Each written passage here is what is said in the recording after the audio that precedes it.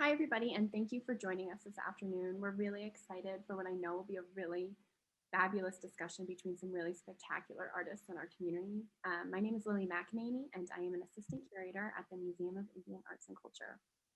To get us started, I'd like to briefly acknowledge where I am and the place where MIAC is located, even though we are not physically at the museum today, in Okopoge within the Tewa world.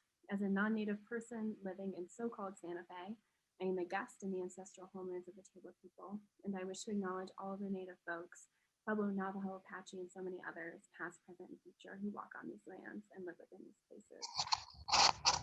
So some Zoom housekeeping. I'm sure everybody kind of knows the drill, but during the course of the presentation, if you have any questions, please type them into the chat. I will be moderating questions at the end of the program, so please don't send your question more than once. I promise you that I see them and I will do my best to get to them. So to get us started, I'm just going to introduce my co-moderator, Mateo, and our panelists, and then we can get going. And I'm going to quickly share some slides as I introduce folks so that you can get a sense of their work. So my co-moderator, Mateo Romero, is a painter from Cochiti Pueblo. Born and raised in Berkeley, California, Mateo's paintings depict Pueblo cultures, communities, and landscapes through powerful brushstrokes and rhythmic movement. Along with his brother, Diego, Mateo is MIAC's 2019 Living Treasures awardee. Thank you. Thanks for having us. Next is Jacob Meadors, a member of the Mechoopda Indian tribe. His work focuses on, to quote him, altered perceptions to place, culture, and identity built on the assimilation and homogenization of Indigenous peoples. He operates a fine art printing studio in Phoenix and is an assistant professor of interdisciplinary arts and performance at Arizona State University. Also hailing from California, Cara Romero is a contemporary fine art photographer and enrolled citizen of the Chemehuevi Indian tribe. Her work blends her background in anthropology, fine art, and editorial photography to create narrative portraits that capture what it means to be Indigenous today. And earlier this year, the Museum of Modern Art acquired Cara's 2018 portrait, Wakia. And last but not least, Eliza Naranjo Morse is an interdisciplinary and mixed media artist from Santa Clara Pueblo. Her work captures aspects of the human experience ranging from her community's history to the northern New Mexican environment through her signature cartoon aesthetic. Eliza is also an art teacher in Santa Clara Pueblo's community school. I should also mention that all of these fabulous artists are collected by and have exhibited in major institutions throughout the world, but it would eat up, I think, more than our entire time to list all of their accomplishments here today. So I'm going to hand it over to Mateo to take the lead and kind of start off our conversation. Thank you. Thanks for that introduction. And thank you guys for being here today with us. I'm super excited. These are all artists that I know personally and whose work I adore. And they're also artists who I'm very fond of on a personal level as well in my life. So I'm going to jump right in with that introduction. The first in the series of questions we have, and these aren't really in an order, but we'll just go through it and see how much we can get through today. And the first question I have, whoever wants to jump in can jump in. It's just kind of something I'll toss up. I want to talk about ideas that are embedded in the work of the artist. I know all of you on a personal level and as artists have some really amazing ideas, cultural, non-cultural, aesthetic, just a whole range of content that runs through your work. What are some of the ideas that are embedded in your art? And you know, briefly, how do you want to talk about that? How do you approach that as artists? Please feel free to jump in. Cara, why don't we start with you? I just said I'll go first on mute. Mateo, thanks for inviting me. It's really nice to be on Zoom, and thanks for everybody that is logging in. I am so happy to be logging in from Tongva Gabrielino lands out in Hermosa Beach. So for Southern California, this is a great place of creation for all of Southern California Native peoples, and the energy here on the coast in Los Angeles is the great spirit of the ocean of Southern California. So I'm really happy to be here. I never really had a theme that I was going for in my work, but after doing it for a while, and when I had a body of work and began to speak about it, that's when I began to see the themes that were going on ideas that I would go back to. So cultural landscape is one that's really important. I think the places, the bioregions that we're from, for me, that's Mojave Desert, and my connection to the Mojave Desert continues to come through in my work. It's like the place where my bones are from, the place that I was born. And it's the place that I feel really like spiritually and ontologically tied to. And I think this idea of how we're inseparable from those landscapes, like that we're part of our ecosystems and that we experience our cultural landscapes very differently, is something that I'm always trying to communicate in my work visually. Definitely pop culture and indigeneity, or this blend of how we bring our mythos and our stories and our indigeneity with us through time, and they appear with us here. So in these modern contexts with these 21st century ideas, just kind of reinforcing that it all exists at once, and that we're still very much like the people that we came from. And then for me, it's really important also the power of women and the medicine of women. This idea of matriarchy and, you know, being a photographer, being a female photographer, I think is a really powerful shift. And that my photographs of women are from a very maternal place, a very caring, loving place. So kind of the opposite of the history of photography being very exploitive and very objectifying and very a weapon. I tend to think of it as a form of empowerment, being a woman behind the camera. And like I said, coming from a really maternal place. So really examining how our own self-image has been influenced by colonial ideas, and kind of like taking back our bodies and these ideas of being othered. Cara, before we go too much further, because there's so much you're talking about that I want to unpack. But one thing I wanted to touch on is briefly, I love your idea about the connection with the landscape and how Native people in some ways kind of have a different perspective or different value system about the relationship to the landscape. And so, some of the work I've done recently, I renamed, or actually gone back and found the original Tewa names for landscapes in this area. And the Tewa have a term, which is, and I might not say it right because I don't speak much Tewa, but it's Hoha. Rena Swensel talks about this in some of her lecture material, and it's the breath of life. They talk about the breath of life that moves through everything, and it's connected. It connects people. It connects inanimate things too. And I think that's interesting that you talk about that, because I love the idea that the native native connection with landscape and time and space is not a mainstream American connection with land and time and space. I see that in your work. And it just, I think that's really, super important to kind of emphasize that's a recurring motif in your work. And I just wanted to, kind of highlight that idea that indigeneity and the connection with time and space and really existence, existential existence, right? The kind of connection and maybe even, looking at your work or yourself, or even, the artist as being, instead of being, in a kind of European sense where the artist is sort of viewed as being separate from the landscape, you're sort of part of the landscape, or maybe even sublimated to the landscape. Other comments? I'm fishing for comments. Jacob, do you want to go next and talk about the work? Hey, Tunanam. Thank you for having me. Wasa Honimem. I'm privileged to be here with these amazing artists. Thank you for the invite. I appreciate a moment to speak about my work. And with my work, I think about the ideas embedded in my work. The concepts are usually what come first. It's the thought of what kind of communication I want to have with people, with viewers, what's important for me to talk about, and then I kind of build from that. I'm also a printmaker. That's what my master's degree in. So a lot of the printmaking it's Euro-Asian, Euro-American. There's this tie to printmaking that's not quite indigenous like art, right? So I'm classically trained in like lithography and letterpress and intaglio.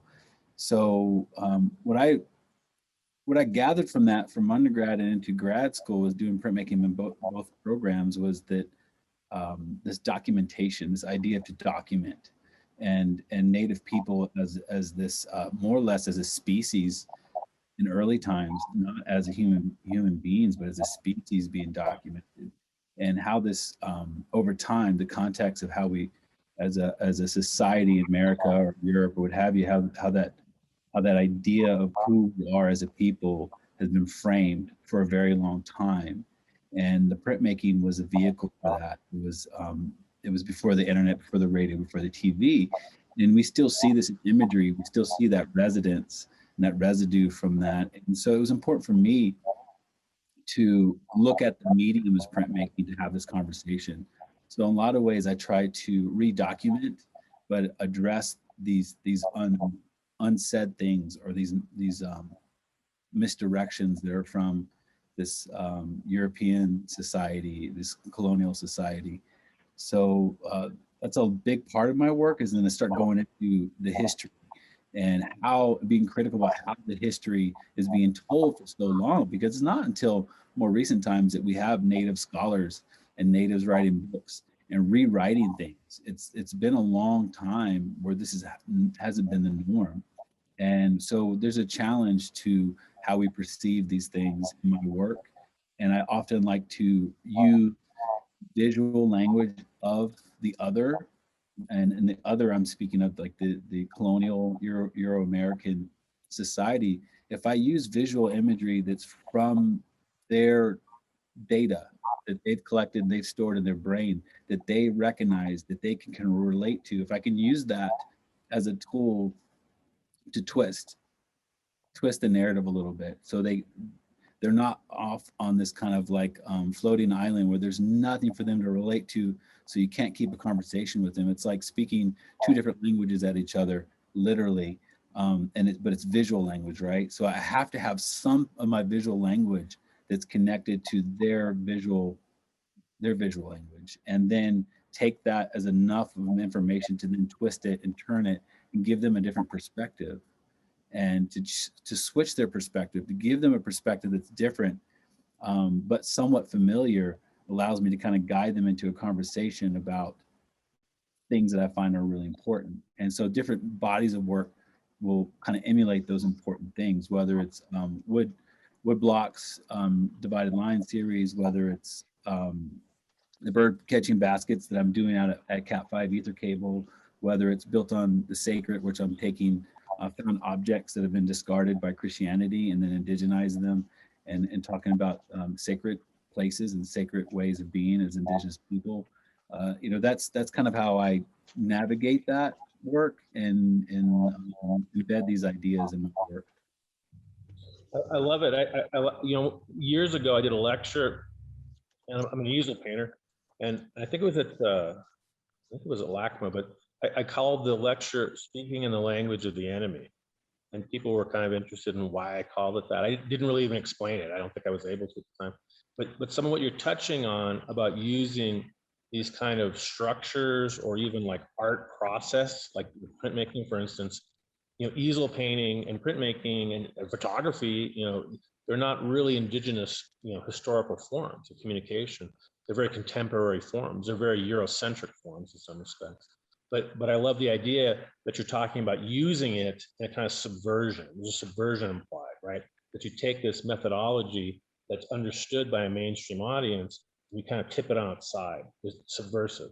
There's messages or information encoded which are of indigeneity. There's indigenous perspective encoded in lithography, right? Or mixed media installation or photography. So I get that idea, and I think, for me, I have referred to it as, the language of the enemy. In a sense, I mean, since none of us are really practicing traditional, kind of medium, everyone, in a sense, has a sort of an assumed place in the conversation using different technologies and aesthetics and kind of approaches. but I think that, what the voice or the ideas, that's what interests me, what carries through. Eliza, can you build on that? I'd love to hear your perspective. Hi, everybody out in the audience, and thank you to MIAC for having me, and Mateo and Lillia for hosting. To build on that, I grew up surrounded by art in my daily life, hanging out in my mom's studio, and then when I wasn't there, in my auntie's studios. And something that was a common message that I understood at a young age was that art can be in anything that you do. That this creative process of discovery and engagement and creative relationship can be, whether you're building a home, whether you're forming relationships with your family members and other people, the relationship that you're forming in land. And so that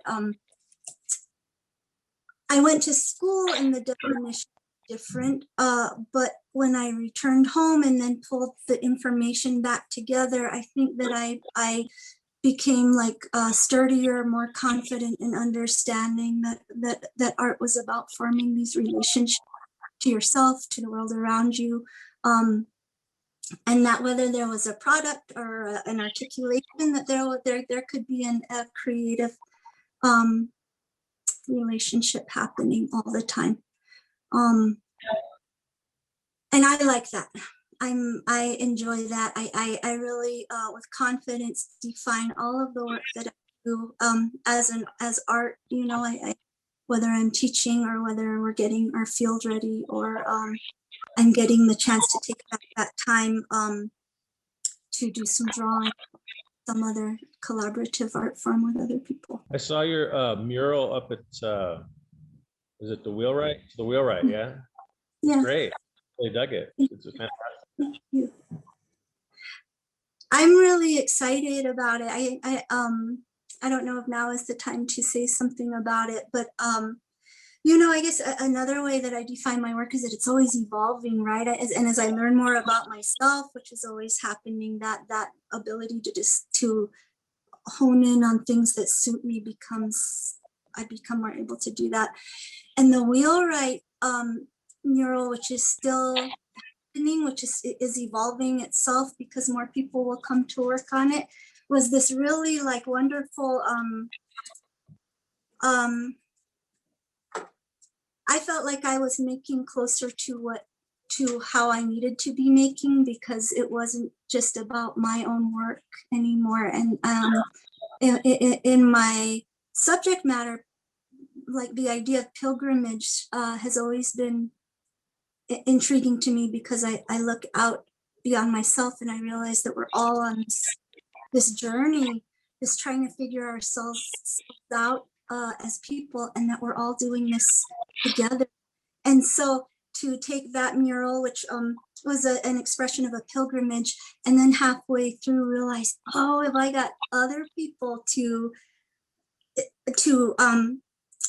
create artworks on these insects, then it gets closer to my idea, which is that we're all doing this life together.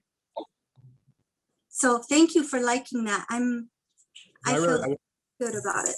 I guess I want to jump in. Does anyone else have any remarks on the first question they haven't gotten to? I think also, like, and I think we all do this, is leaving questions within the context of your work, not actually having like, answers to these issues and things that we're talking about. Right. We always we're kind of like the idea of like, it's always evolving, it's always exploring. So we don't really have answers. We're just having a conversation, kind of like we are now. It's like it can kind of go anywhere, and we can leave the conversation and never really solve the problem. Like, okay, let's have a meeting next week and we'll be back to square one and talk about it again. Because I think the real good work that I have always experienced in my lifetime had really good questions, and they were never answered.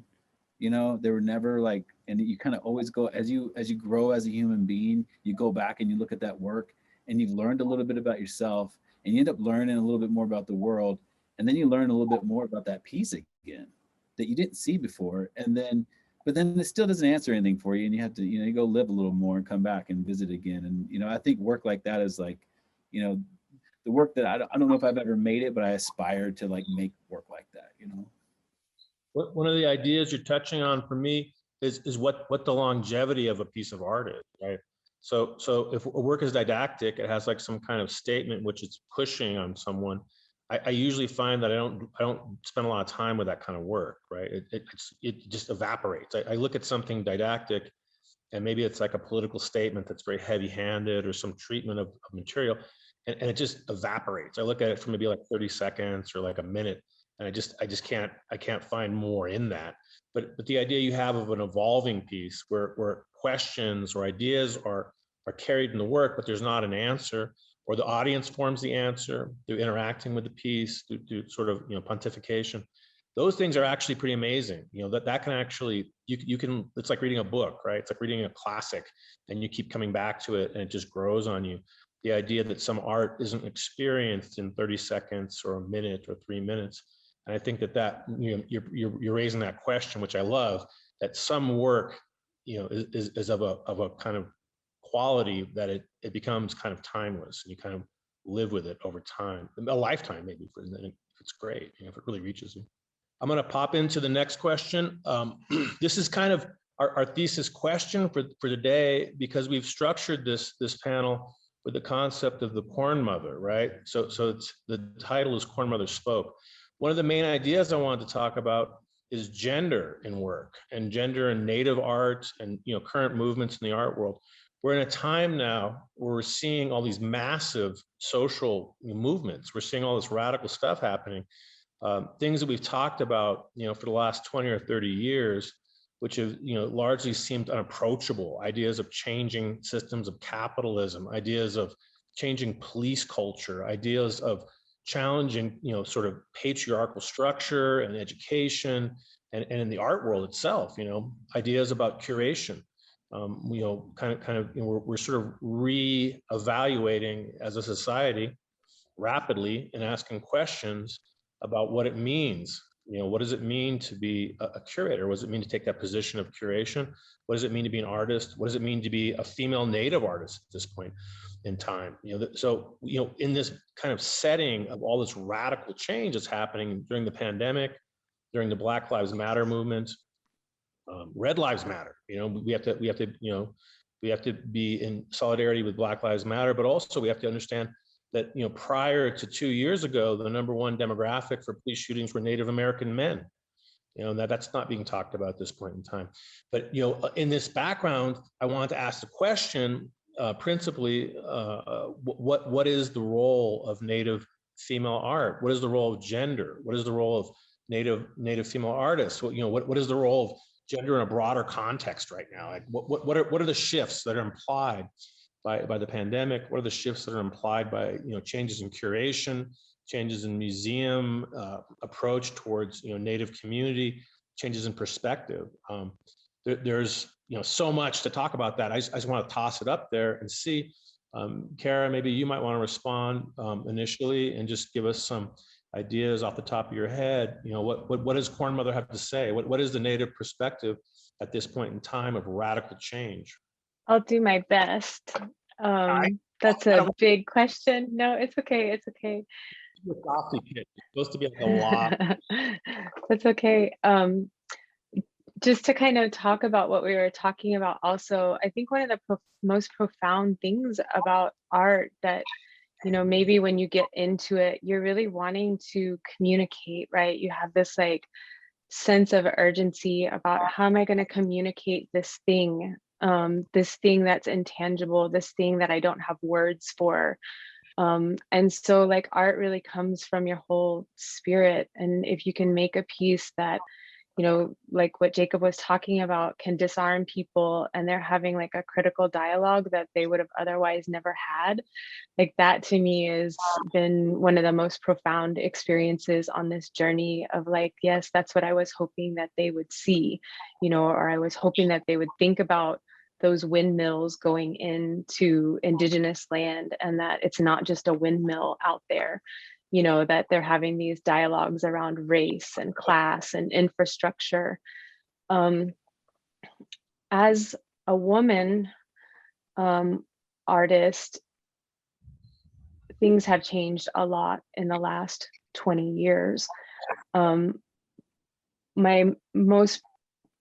really enjoyed the Hearts of Our People show at the Minneapolis Institute of Art for many reasons. One, kind of connecting this idea that as we've looked at Native art, you know, all of us have been looking at all of the textbooks that were ever written, and, you know, anywhere where we could find representation of ourselves in art or text. And there's not a lot, you know, and so always, like, with women, not giving them agency for, like, who were these people? You know, they were individuals with personalities and identities, and often, you know, the inscription is, you know, Hopi woman or Hopi maiden, you know.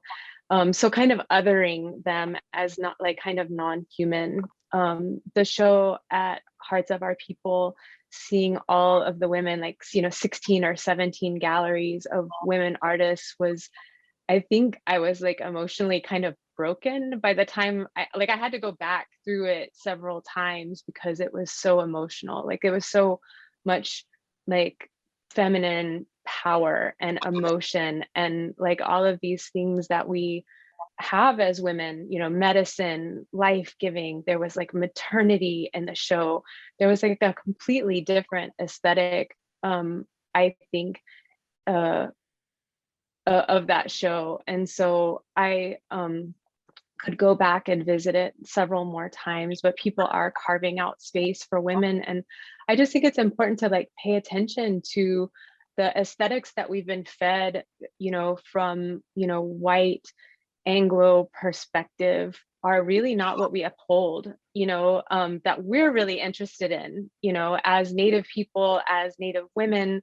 And so continuing to, you know, maybe, you know, elevate the visibility is always one good place to just start, right? And then seeing, like, you know, like, the profound things that emerge, like what happened at that show for me, and making sure to always give the women agency, and really taking a look at the aesthetics that are perhaps undervalued in modern art talk. Thank you. Eliza, do you have anything to contribute? Do you have a perspective to jump in with? No, you know, maybe to affirm something that's pretty valuable to my own understanding of the world at this point, in that to question what has been laid out for us, and the definitions of those things, and whether they suit us or not. And I think now is an exciting time of people, men and women, all everything in between, people beginning to think, wait a minute, you know, how actually does this go, and what feels best to us? I think that's a great thing. I think that's something for us to steadily keep moving forward with, so that everybody feels as good as possible. Yeah. I think it's exciting. They're exciting times, right? People have been talking about some of these changes. I'm 54 at this point, so I've been listening to conversations for the last 30 years or so, but to see some of the changes and some of the speed of the change and sort of openness is exciting. Jake, do you have some perspective on the gender question? Oh man, no, no. What are you trying to do to me, man? I mean, obviously I can't speak for women. I can only support them, and that in and of itself is that's the same. You support them, and you're in solidarity. Yeah, I mean, my mother raised us pretty much most of our lives without our father, and I know how hard it can be, secondhand as a son of a mother, how hard that could be. And I have a sister, and now I have a son and have a wife, so I'm seeing my wife be this wonderful mother to my son, and it's just what women do and the work they do, and is something that I can't explain it, because I could never see myself do it. Like, I could never see myself have the power that I see a woman have. And so for me, I just want to support when I can, how I can, and also just learn to get out of the way, man. Just get out of the way, because it's kind of like being in the house, you know, or anywhere else where you know, women in my life are controlling the space. It's like I've learned since a little boy, like just get out of the way, you know. So you know, and at that, no one to shut up. So yeah, that's about it. Fantastic. Yeah. That, you're talking, Jake's wife is Marissa, and her maiden name was Duarte. I don't know what her, is it, what's her last name at this point? It's Duarte. She kept Duarte. Yeah, Marisa Duarte. So a professor at ASU, correct? Yeah. And what's her, I just want to give her a shout out at this point. She's in social transformation, and she teaches all kinds of really heavy stuff, native knowledge. I've had really great conversations with her, and she's very articulate and well read and very on point. And also, congratulations to Jake and baby Chaco. How old is baby Chaco now? Like 2.5 now. This is fantastic. Yeah. Okay, I'm gonna keep moving right along since we're on the clock here. I want to make sure everyone gets, you know, the benefit of these questions. The next question I want to talk about is, what's the role of digital in this pandemic? What's the role of digital in your own art? What's the role of digital platforms and digital work? I know it's, you know, it's a changing art scene. It's a rapidly changing art scene. In this pandemic, you know, the ability of Native artists to meet for markets has been really curtailed and even not existent. I know gallery shows are largely being conducted digitally, digital openings. Most gallery sales and exhibitions are occurring digitally. Some artists, you know, maybe have a facility more easily into digital platforms than others. But you know, what is the role of the kind of digital world and the information age during the pandemic in regards to Native art, in regards to your own art? What do you guys think? How has it changed? I know it's changed in my life very rapidly. It's gone from being an analog experience where you walk into a gallery and there's an exhibition of work on the wall, and now almost everything I'm doing for the last year has been it's been electronic, it's been digital formats, it's been digital platforms, digital spaces. If you consider a digital space to be a space, you know, it's a type of space, I guess. It's not traditional space. But so in my own experience, it's changed very quickly and very rapidly. And there's been some really great things about that. And there's been some kind of, you know, some poignancy too, some moments of loss, you know, some lack of connectivity and lack of face-to-face socialization. But also there's been a real efficiency in being able to get work out to your audience and being to connect really directly using digital means and digital format. What do you guys think? Anyone can jump in. What are your thoughts about the digital world in your work? I would love to hear Cara go first on this. Yeah, because you're born digital. Cara's I was like, let's see. So for me, digital started probably long before the other panelists, and I'm not sure, Jacob, about your experience, but I know for Mateo and Eliza, you know, I came out. I came out of fine art film school in 2003, and the photography industry was switching over very rapidly to digital, and I really had to make a difficult decision because in the industry at the time, and for many years after around 2003, if it wasn't film, it wasn't real art. And so when I was going back to school for more a commercial side, when I was in Oklahoma, everything was digital. We were learning, and it was not, my second portion of my schooling was not fine art based. It was all commercial lighting. How are you going to shoot for magazines? How are you going to light this? How are you going to do photojournalism, sports journalism? And we kind of did it all, but it was really commercial based. And it was 2 years of Photoshop back in 2004, 2005 in design. So I became very well versed in like Adobe Creative Suite a long time ago. But that really was not matching up to being a fine artist. And it was still like, oh, well, I still need to go back and work in film in order to be able to be a real fine artist. And at some point, I just kind of had an epiphany, and was like, I'm not going to get back into the dark room. At this point, I was a mother, which is a whole nother conversation about being a woman artist and the things that change in our creative process when we become mothers. But for me, it meant I couldn't disappear to the dark room for days at a time. And so I was like, I'm just going to embrace this digital studio. And so I kind of like created this space at home with really nice monitors, and it was really dark. And, you know, I made it kind of feel the way that the dark room used to feel with music and record players and that sort of thing. And then I found my children curled up underneath my desk while I was creating digital art. And then the next piece to that for me was, I kind of became fascinated by making this fine art artifact out of nothing, right? It was like the Matrix, right? I was taking all of this digital information and then I was printing it and making this actual thing by about, 2010.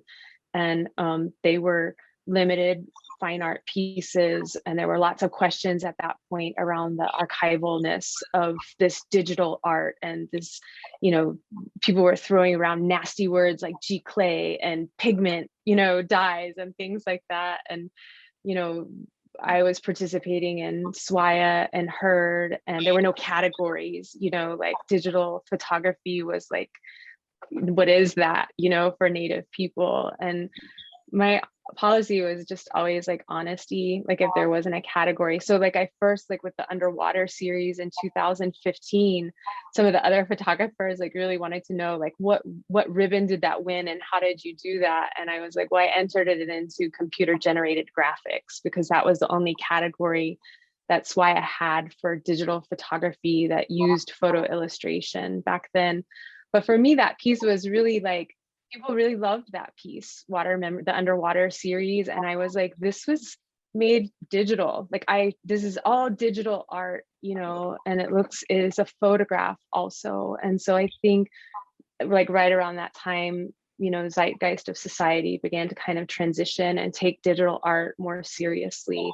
When the craft of digital was there. And then I continue seeing young Native artists innovate in the digital world where I'm like, it has arrived, I'm seeing, comic book artists and people using Illustrator and like all kinds of stuff, like coinciding with, the arrival of social media. And I get excited about, innovation, especially with the youth.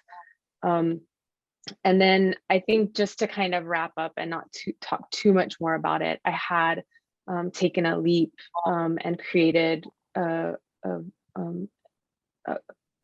commerce site online a couple years ago. But even when I was doing those things, it was kind of like some like shrug my shoulders and I'll say, well, I'm going to go ahead and do this and try it and see what happens. That's like how I kind of approach life, like, let's just do this thing if you feel like it's good and this might work. And so I felt like it was a good thing. And now we're all on digital. So if you ever need help with anything, you can call me. I took your advice, your digital platforms for myself. And I was kind of hesitant because I wasn't sure that there was really a need for that in the world. I didn't know that I needed to be out in the world in that way. I was maybe a little bit insecure about it, but it's actually amazing, So, it's interesting because this part you're talking about, where the Native artist or the artist just opens up their own commerce site, basically your own space. It's a form of empowerment, which is it's kind of not associated with a gallery or another external form of agency. It actually empowers the artist to be their own form of agency. It's something that you're exclusively in control of. And I found it worked, really well, which I didn't think it would initially. I didn't know, but just looking at what you had done, I was really inspired by your role modeling. And I thought, this is something I need to look at too. And you know, it gets the 2 thumbs up for me. I'm like, this is a great thing. It's egalitarian in respect that it's, you know, it's the artist taking on their own form of agency, really. What about ideas about digital exhibition, digital museum openings, digital gallery openings, digital markets? Do you have any ideas about that? You know, over here on our campus, we did a couple exhibitions with a digital gallery, and it was mixed reviews. Some people liked it. Some people didn't care much for it. Yeah, I think it's still, I think that whole digital gallery thing still hasn't worked its way out. I think there's a place for it. It's just, I think it's a still mixed bag of nuts, because I mean, everybody has their own opinion and the way that they enjoy things, right? And so when Kara's like going towards the digital world, at the same time in my life, I was making photogravures and collotypes. Like I was going the other direction because I love, you know, and I was setting type by hand, and I don't like spending time at the computer. I hate it. I hate having to work on my website. I hate being on Facebook or Instagram. I literally hate it. And if you look up my website, you go, yeah, this guy hates being on his website because this is not the best website I've ever seen. And there's tons of things that I do that's missing on all those platforms because I'm just like, nah, in the lack of a better word, it's like, I don't want to deal with it, you know? Because I like being in my studio. I love touching things and you know, working with them and making those mistakes where I can actually feel the mistake, you know, and look at it in ways that I just can't interact with the computer. I think that digital platforms are great. I think digital work's great. I think all that has a place in art. I mean, this is a long history where it's like random stuff comes up and artists go, well, let's see what I can make out of it and see if I can make sense out of this and see if I can make, you know, a meaningful conversation with this medium. And I don't think that's ever going to end. And I don't think the old stuff is ever going to go away. And I don't think the new stuff is going to take a back seat. It's all finds a way of kind of like meshing together, and people are always going to gravitate to what they like best. And you know, like I don't even like dealing with galleries right now. I'm not represented by a gallery, and I'm like, I'm not looking for a gallery because I don't want to deal with it anymore. I don't want to deal with it. So like when I sell work, it's literally people have to come to me, have to talk to me about it, and then they have to come to my studio and they have to pick it out. Other than that, I'm like, I'm not selling it. I don't care. And I you know, it's just I guess I'm a little like an old grumpy man a little bit about it, you know. But man, I love being in the studio and making things with my hands, and I have to do Photoshop sometimes, and I hate it. I do video editing sometimes, and I hate it. And I do these, and I have to do it because sometimes it really means something in the work, and it has to be done that way. Like if the concept is dictating for certain things to happen within the work, then I have to do it. And sometimes I don't have as much fun working with digital stuff, but sometimes it finds its way into my work because it actually, the concept dictates that. It calls for those little elements in there. And so, you know, I have to.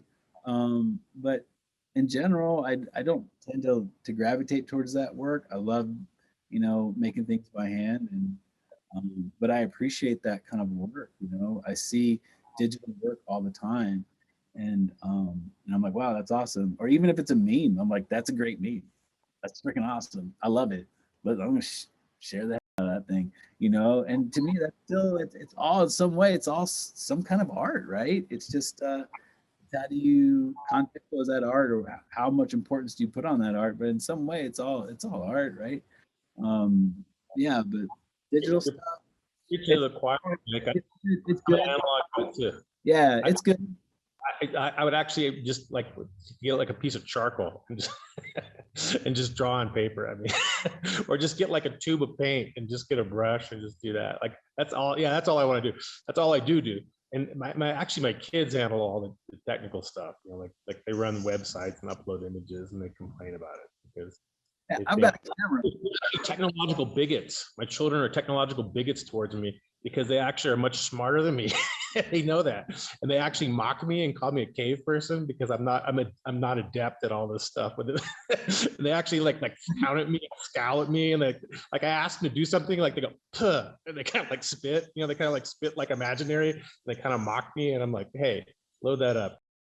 I recently got a grant fellowship this past year, and I had money to spend on my work, and one thing I needed was a new computer because mine was like just on thin ice. I'm like, I'm gonna lose everything if I don't get a new computer. Then I needed a new camera. My old digital camera for documenting and shooting stuff, it just went kaput. And so I asked a couple of my photo friends who are like these photo gurus. I'm like, well, what's good? What I need to get? So I go ahead and I spend, a ridiculous amount of money, more than what I got for this grant or fellowship, on this computer and this camera. And now I've got to call them up all the time and to ask them how to use the camera because it's such an advanced camera. I'm like, I have no idea what's going on with the camera. You need a 15-year-old native kid in your house. That's what you need. Oh my God, it does everything. And I'm just like, oh, why did I do this to myself? I'm like, I'm just going to use my iPhone. Hey, let's jump to Eliza and see if she has a response to digital. And then I'll get to maybe one last question. I'm going to sneak in that last question before we wrap it up. My Eliza? answer's really short. I have very little relationship to digital. I admire it, like Jacob was saying. I think there's what a wonderful addition to the world of creation. I have zero interest in being on a computer.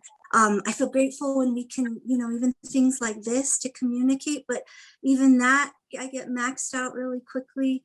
I just, man, it's hard. I don't, even a phone ringing is difficult for me, so I feel like I'm thankful when I can spend all my time without. I like my iPad because I can play music. That's kind of where I'm at. Okay, I'm going to ask the last question and then give you guys a chance to respond. And then we'll go to Lillia is going to conduct some questions, I guess, from the audience, from the viewing audience. The last question I have for today is if you could pick out a group of artists to show with, dead or alive, who would you pick out to exhibit with?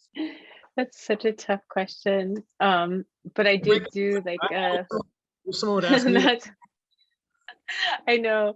I think about Jacob had just said, oh, I judged your work, a couple years ago, and I was like, that's like for me like the scariest job in the whole world is if they ever ask me to like judge like an Indian market. I'm like, no, I can't do that.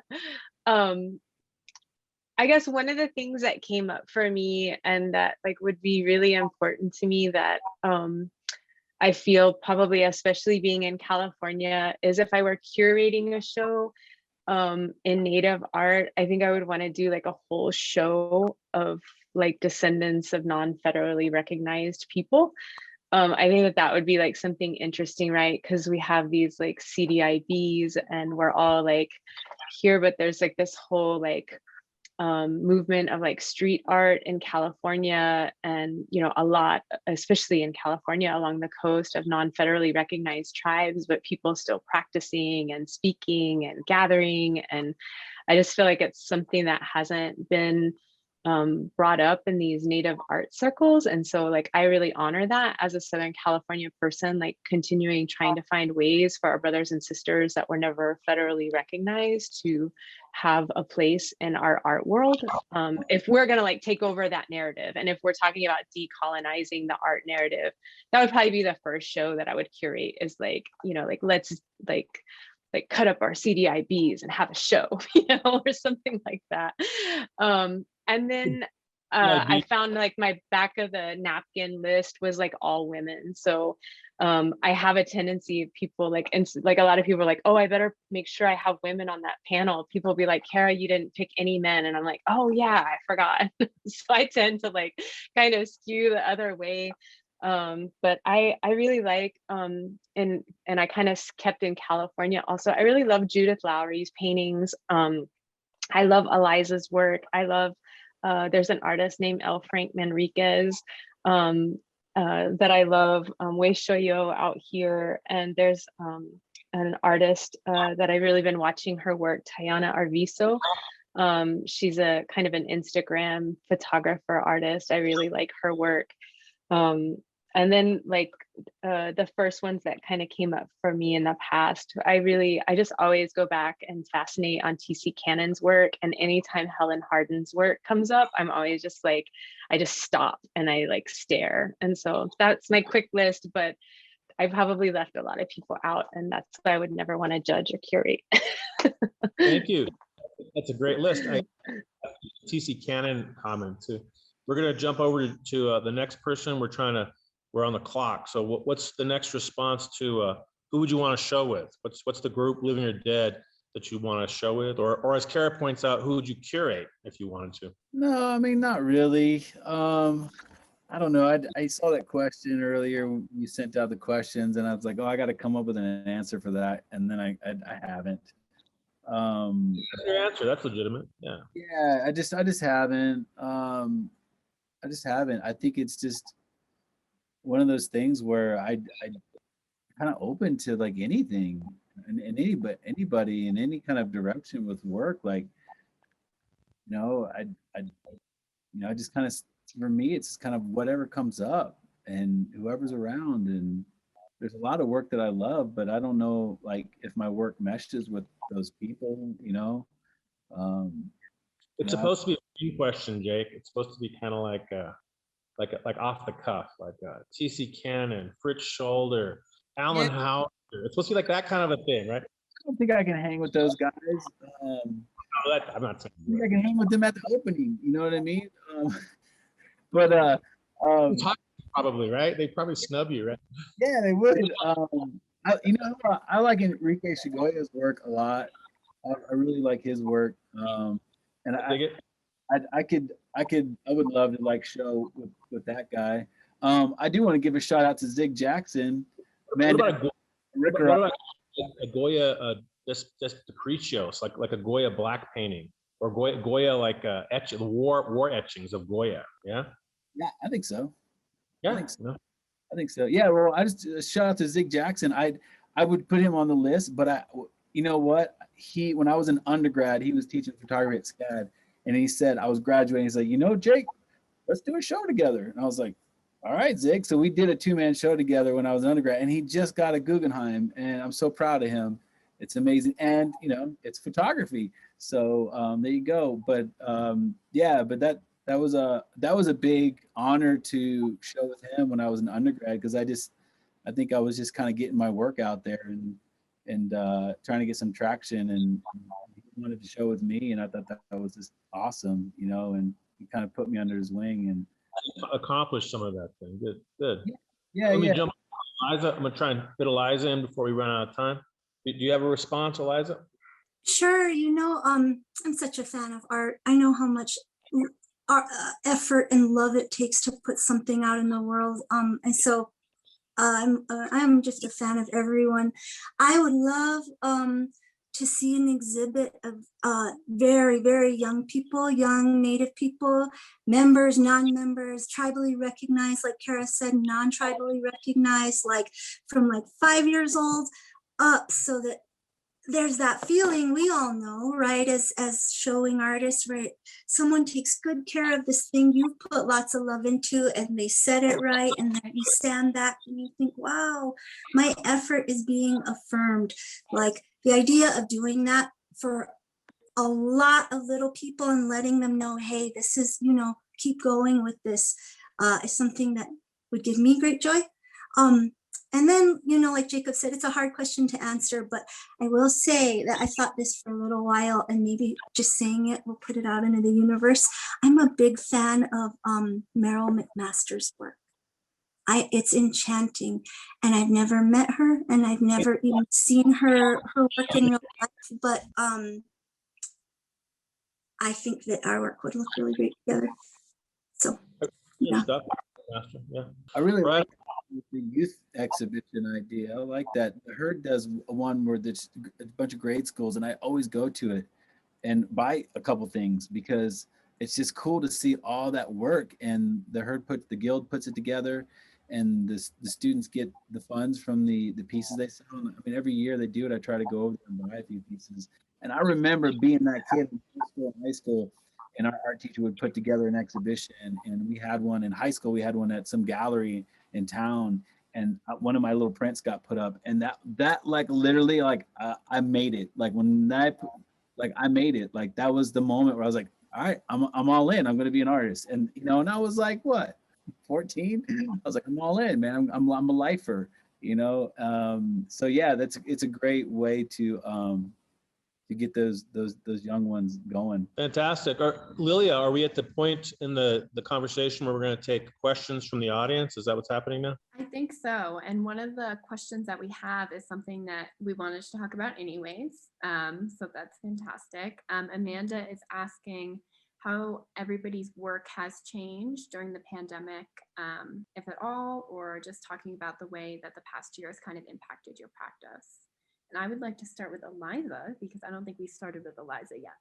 My art has really changed over the last year. I don't know quite how to talk about it because I haven't had the chance to articulate it a lot. I think that being authentic to being a deeper digger into what I need to be making, I felt a lot braver with that process than I ever have before. Maybe it's turning 40, but I'm sure a lot of it too is this, the urgency of the moment, the realizing that like I'm watching all of my family members get older, of course, and myself, all of us moving forward so quickly. And so it's made me a lot braver. And then it's made me really consider both the need in my work to create a form of medicine for myself, because I'm a pretty active news listener. I mean, I listen to one show, but I listen to it over and over again. And so taking that much pain in has definitely created this place for me to both treat my art like something to heal myself from this challenge and sorrow that is just surrounding us, and that I am privileged to be removed from, but that my heart just breaks over and over again. And so that has been a big part of letting my process, because it's not as much about trying to make for an audience. I think I was always trying to struggle with the relationship as a person who made something and then other people were going to see it. But now it's definitely like, oh, Eliza, you have this time away from the screen to go into yourself and what's going to help you feel better. So the work now, like I have just like unembarrassed, like bought like tons of glitter. It's so colorful. I'm a fan of neon paint. Like I'm not shy anymore about any of this because it's for the very clear purpose of making myself feel while I'm processing this news. And then too, on the other side of that, really recognizing that in this pilgrimage we're all going through, there's enormous sorrow and sadness and unfairness. And so to start, because my part of like a natural tendency of my work is illustrative or narrative, that then to start to illustrate it directly with these measures or modes, this sort of cartoon aesthetic that I've always like, I feel like good in, but also in precious and loving towards, in this sort of like wanting to find the truth of the situation, using these really precious characters that I feel so tender towards, to express the devastation, the pain, the mistreatment that we're seeing. So I think this last year has definitely been like a step into being like brave about meeting those facets of myself and the world that I'm seeing around us, we're hearing about around us. Yeah. Thank you for sharing that, Eliza. Mhm. I really appreciate it. Cara, do you want to take that question next? Sure. I think at the beginning of the pandemic, I just kind of watched the life that I was living like evaporate. That's what it felt like. That all of the shows and all of the plans and everything that was a normalcy at a really fast pace, the traveling, it all just kind of disappeared. And I think that as artists, I think one of the reasons that we fall in love with it is problem solving, right? I think there's like so much like that we're coming at, like, even Eliza's like, how do I solve these problems, through how do I process these things? Like, it seems like we're always coming through problem solving and trying to find the silver lining. And I think that that's where I found myself through the pandemic was my analog part of the process that's still left since everything went digital is the production. So I spend a lot of time in my mind and in my sketchbooks and in my imagination, like creating this thing that I can see. And then I'm building all up towards this weekend or this week where I get to go make the work. That's been in my imagination for a long time, and and then it comes back and it lives on the computer, and I can interact with it there. But it was and at some point I had really started working with people a lot more, and so when I found that kind of disappearing, I found myself just going back to family, and saying like, let's do some more introspective work.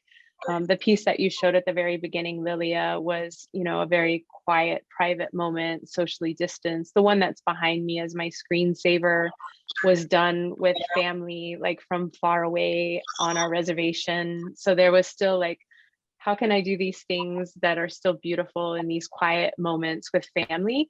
And I liked that.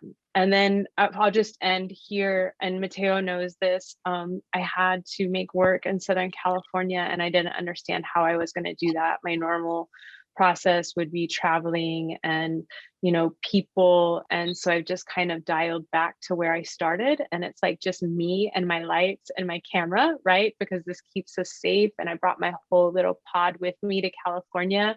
And I'm staying in one place, which is the silver lining of that, is I'm really grounded in the landscape and in the environment, and have like maybe a lot more time to take it in. So that's what's changed for me this year. Wow. Man, yeah, it's crazy. The COVID effect. People in this chat, I kind of mentioned when I first jumped on before we had the whole group join us. I was in the Netherlands working on a project out there in Leiden, and I was out there for a whole month of February working on a piece with the museum out there. I was like going back to my flat, looking at the news, going, "Oh, am I gonna be able to like get this done? Am I gonna be able to leave?" Finally, and nervous, getting on the plane, nervous going home, and get home, I'm safe. It goes on lockdown within weeks of me getting home, and but then I just turned my attention to obviously my family and the things I wanted to do around the studio and the house. It's like I just started planting vegetables, like expanding my garden. Like it was already had a garden, but I just expanded. And then my studio had a bathroom that wasn't quite done, so I finished it. So now I have an extra bathroom in the studio in case people came to visit. I could quarantine them in the studio. And I built a huge office space, which I'm in right now, for my wife, because I was like, she's gonna have to work from home. How are we gonna do this? You can't do it in a house with 2-year-olds. So I was like, she needs an office. And so, because I have a studio, so like that's my place to go to work, but she didn't have a place. So I took a whole section of the studio in the loft and built a big office for her and put in some windows. And I was like, all right, cool. We got a compound, and like the family's gonna be on lockdown, and just me about, I got the AC unit in, and I got the place cooled off now, and I did all that work, and it just being with my son and my wife, and it's just, in some weird way, it's just kind of a blessing just to be like, every day is family day. Every day is like breakfast, lunch, and dinner with the family. No longer taking him to like daycare and only seeing them at the end of the day, or seeing them only in the beginning and end of the day. It's like, no, we're like, there's a part of me that's gonna kind of miss this and have to like take him back to daycare and go back to this idea of normalcy, because I don't think it's normal. And my work, I don't think it changed much. I mean, one of my social engagement projects is the newspaper vending machines, the worker press vending machines. I've been doing that, I think, all the way back to like 2014, maybe even earlier than that. And so I could still do these prints and put them in the vending machine and put them out in public places where people can have access to them without going to a gallery or without having to be around other people. And it's interesting because then everywhere in Phoenix, people are like, how do we still show work but keep our distance? And so then Smoka contacted me, then a gallery practical art contacted me, ASU Art Museum, like, can you bring a vending machine? Can you put it outside? Can you bring your art and just put it out so people could come to our institution and interact with something? So I kind of like already had something in place that worked really well with these situations with COVID. And for me, that whole project was about accessibility, art accessibility. And those prints were free. I just left it to where you could just go in and get them. You don't have to put quarters in them, and I could still talk to people with my art in that way. And I, as far as community, yeah, there's definitely some sad moments. Friends who got really sick, also some sad moments, seeing them still struggle with the side effects of that. But I don't think my art has been dictated by COVID. It's just, it changed kind of the way I moved throughout my day, which I felt was better because I'm around my son and my wife all the time, which is the happy place for me. It's like, that's where I want to be. And it just allowed me to be there. So, yeah, that's kind of it. I've still shipped things off. People still want to do exhibitions. I'm like, all right, put it in the mail, which is really great because I don't have to go to the opening. And Kara's like, oh yeah, I don't travel as much. I'm like, that's great because I was having to travel to do lectures. I was having to travel for exhibitions, and now I could just like stay home. And I'm a social person. Right, Jay, you have to get dressed, right? Yeah, but I'm wearing shorts, man. I'm wearing like. What I'm talking about, Jay. You're probably wearing like slippers with like Bigfoot slippers right now, right? Yeah, man. Look, I'm wearing like. There you go. I'm like, I'm only business here. Like, I only look like I'm dressed up for this from right here, but everything else, I'm like, I throw my t-shirt on. An art instructor from here up, right? That's the deal. You're just like in frame. You're probably naked over there, right? I do miss being in the classroom with my students. I do, because I'm also a professor, but I miss working with them in person because there's so much more we accomplish when we're in the room together than virtual. Virtual, I feel like they're really they're suffering in a lot of ways, and so I feel really bad for my students, and I look forward to being back. I look forward to being back in the classroom with them for sure. I think it's a healthier relationship when we get to spend physical time together making things versus just me sending them off and then getting back on the screen and going, oh, okay, turn it around. Like, oh yeah, I wish I would have caught that earlier. Yeah, go back and redo it. I mean, on that note, Eliza, do you want to talk a little bit about what your experience teaching has been like? Goodness, there's a lot to say, and I'm amazed by the perseverance of everyone involved, the families, our teachers, the students, because now you all know how I feel about being on a screen, and so to have people doing that is it's an act of perseverance, and I'll leave it at that. Yeah. So we are pretty much out of time. So I think we can wrap up here. There are so many more things that I want to talk to all of you about. I have so many things written down that I just feel like I could talk to you all for hours. But thank you everybody for joining, and Mateo for moderating and organizing this. And I think this was a really fabulous conversation. And thank you everybody for joining. Yeah, you all have all of the attendees. If you have any questions for me, you have my email and your confirmation note. So feel free to get in touch. Thanks to MIAC for having us today. Thanks for creating this space for us to talk. And I want to thank all the artists for putting their time in and fielding these questions, and also Lillia for helping us with this process. Thank you. Win them, win them. Thank you.